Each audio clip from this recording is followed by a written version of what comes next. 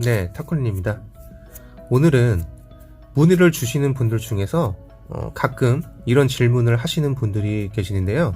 이 질문이 뭐냐면 섬유 유연제는 어떻게 사용해야 좋은가요?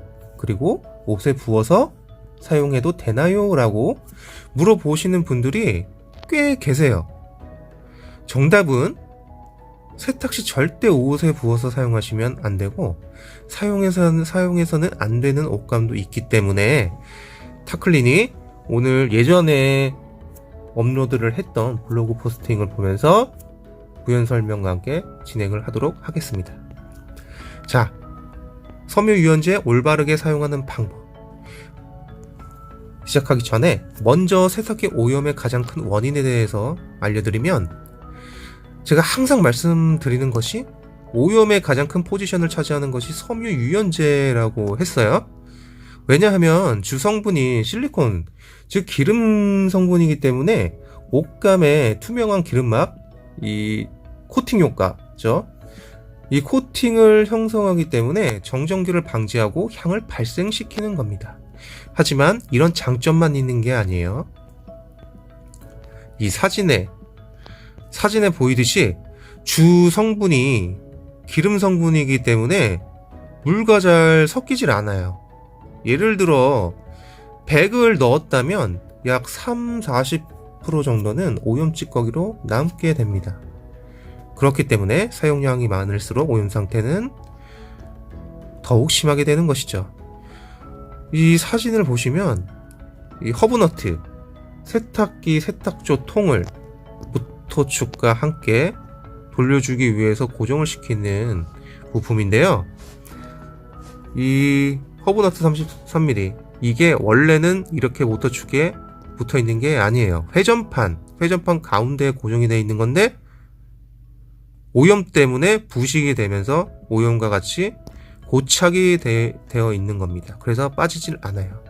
이번 이 허브 너트 고착된 상태에서 분해하는 방법도 제가 영상으로 남겨드렸죠. 그리고 오른쪽에 보시면 회전판 이탈된, 이게 허브 너트입니다. 이렇게 돼요. 그래서 대부분 업체들이 분해를 못하고 그냥 덮는 상황이 많습니다. 실제로 굉장히 많아요. 그러니까 물론 100% 오염 때문에 저런 문제가 발생하는 건 아니지만 부식 진행을 촉진시키기 때문에 저런 문제가 발생할 확률이 높아지게 되고, 거기서 얼룩이 심하게 형성되면 재질 표면이 단층까지 손상시키게 되고, 최악의 경우 축에 고착되어 아까 사진처럼 허브너트를 강제로라도 뺄 수가 없게 되어 청소 자체가 안 될 수도 있는 것이죠. 자, 보시면 이런 식으로 고율로 해서 고착돼 버린 허브너트를 강제로 분해를 하는 영상입니다. 자, 이렇게 해서도 안 빠지면 그라인더로 갈아내는 방법 외에는 없는데, 무리하게 그라인더로 갈아내다가 모터축까지 손상시킬 수 있기 때문에 절대 권장하는 방법이 아닙니다. 그냥 사실상 분해를 할 수가 없다고 생각하시면 됩니다. 자, 이 사진은 통돌이 세탁기의 세탁조 수조 오염 상태고요. 자, 그럼 지금부터 섬유 유연제를 올바르게 사용하는 방법에 대해 알려드릴게요. 일단 정전기를 방지하고 옷에 좋은 향기가 나게 하기 위해서 우리가 사용을 하는데, 잘못 사용하게 되면 도리어 옷을 버릴 수가 있습니다. 왜냐하면 얼룩이 생기거나 누그러질 수가 있어요. 세탁물 양에 따른 적정량만 헹굼 단계에 넣어 사용해야 해요. 세탁 세제와 섬유 유연제를 함께 넣으면 두 세제 성분이 섞여서 서로 중화되면서 효과가 떨어지게 됩니다. 드럼 세탁기와 일반 세탁기는 세탁 세제와 섬유 유연제를 넣는 칸이 따로 나뉘어져 있기 때문에 그냥 투입구에 맞게 넣으면 세탁기가 스스로 투입 시기를 조절해서 넣어줘요. 그러니까 세탁기 도를 열어보시면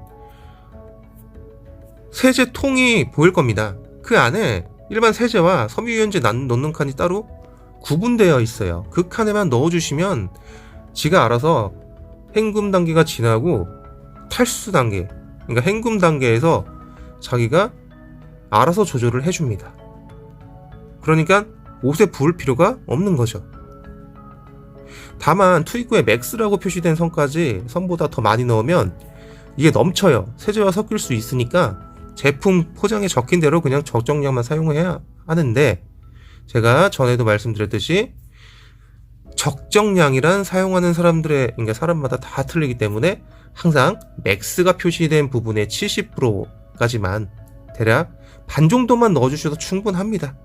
많이 넣을수록 오염이 심해지고 옷감을 손상시킬 수 있다는 사실만 알아두시면 돼요.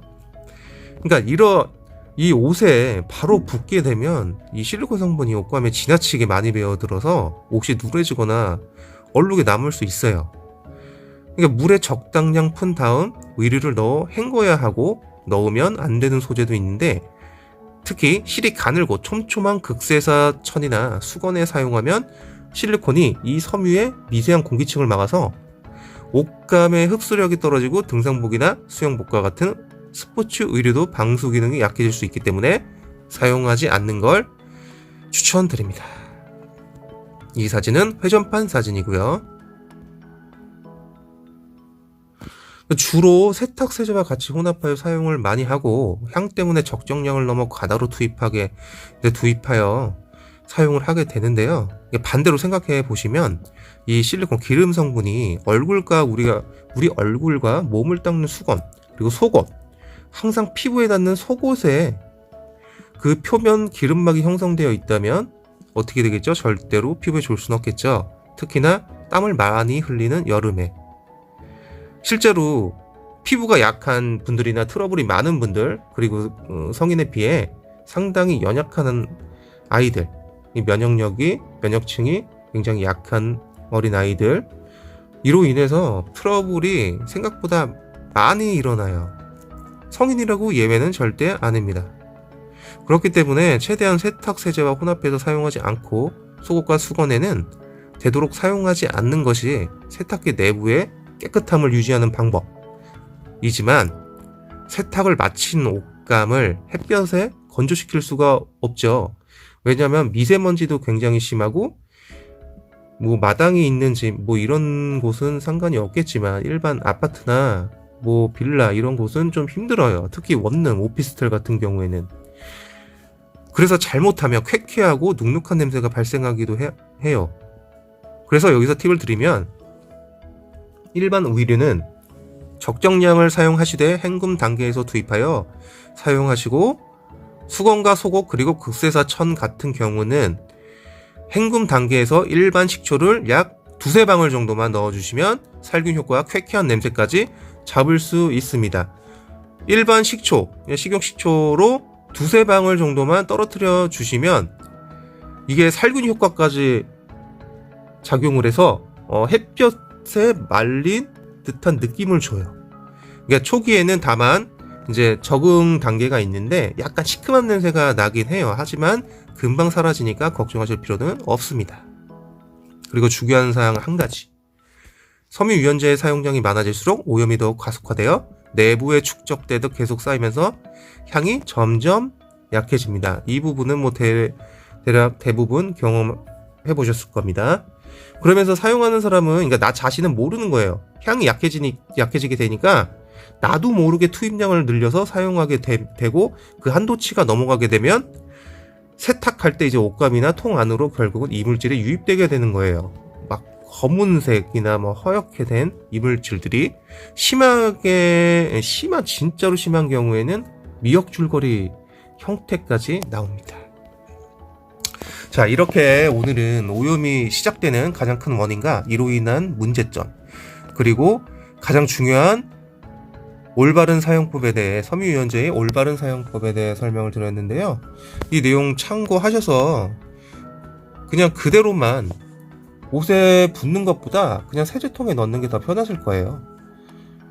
그리고 항상 세제통에 넣으시되, 섬유유연제 칸에 넣으시되 절지선 맥스선보다 항상 70% 아니면 헷갈리시면 반 정도만 넣어주세요.